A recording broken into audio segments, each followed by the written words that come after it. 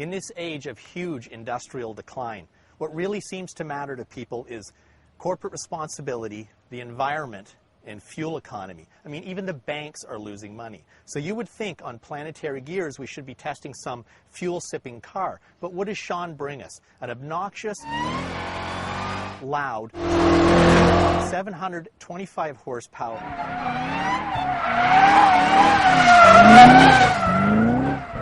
Shelby Super Snake. Exactly.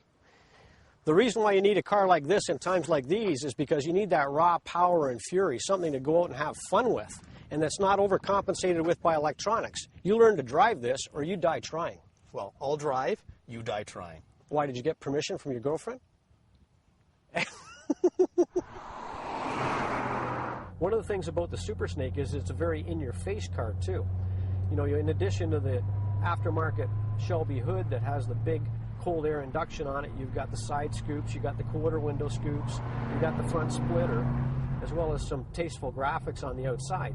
But everybody knows that this is a very muscular Mustang. It says it with the styling on the outside. You know, the 20-inch wheels, the big tires. There's just a whole look to this vehicle that says, don't mess with me, I'm a serious piece of equipment. You know, the fact that they can extract another 225 horsepower on top of the already prodigious amount of 500 horsepower available on the stock Shelby GT500 speaks to how strong the power plant the Ford engineers designed. You know, the 5.4 4-valve engine capable of taking another 50% increase in power without making substantive changes inside the engine. That's basically unheard of in the automotive aftermarket. Same thing with the transmission. You know, this is a Tremec 6060 6-speed transmission with a twin disc clutch. It's got triple double synchros, triple on first and second, and double on third through sixth gears. So it's more than capable of handling the increase in torque, which is substantial. This engine makes more than 640 foot-pounds of torque now, and it starts at a relatively low 2,700 RPM. The 373 axle ratio is perfect flexibility for around town and on the highway.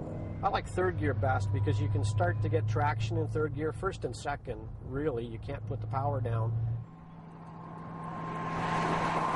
This is my very first time inside this car. It's a Mustang Shelby Super Snake. It is actually so quick that it takes some time to acclimatize to it. The supercharger screams like there's a baby trapped underneath the hood. Given the performance levels of this car, it actually drives beautifully on the street. It isn't too hard. The gears shift lightly enough. The clutch isn't so heavy that it's really hard to push down. The brakes are progressive, strong, and confident. You could go on a long drive in this car, no problem at all. But then when it's time to turn it up, take it to the track, 725 horsepower. The traction control feature, well, it has one, but it's not the greatest one out there. But maybe you want to have it sometimes in case you're not paying attention with that 725 horsepower. There is no stability control in the car, so you are the stability control. You have to pay attention. The car really is too fast for the street. The brakes are incredibly strong. The grip is very, very high. You could easily get into trouble on the street in this car. You have to watch yourself at all times. So what we do, we want to have fun. We take it out to the track. On the track, this car is a lot of fun once the tires get warmed up a little bit. I'm using about 1 gear higher than I would think would be appropriate, but that's just so that the kick-in torque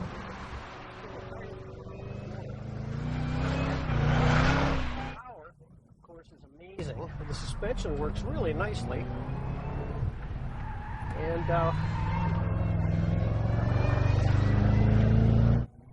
very much wheel spin if we're careful.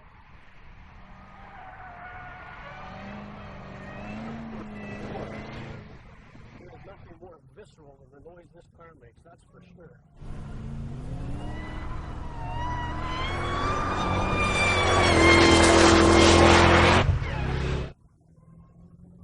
Tires don't squeal much. These Pirellis are so sticky.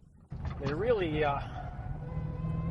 just grip, and when they do slide, they're not making a lot of noise. Oh, here we are, Toronto Motorsports Park in a Shelby Super Snake. An incredibly fast, modified Mustang, 725 horsepower, they say. Beautiful to drive. Beautiful controlled oversteer. Throttle-induced oversteer. Tires aren't noisy. So linear and progressive. Comes off corner to like a bloody rocket ship.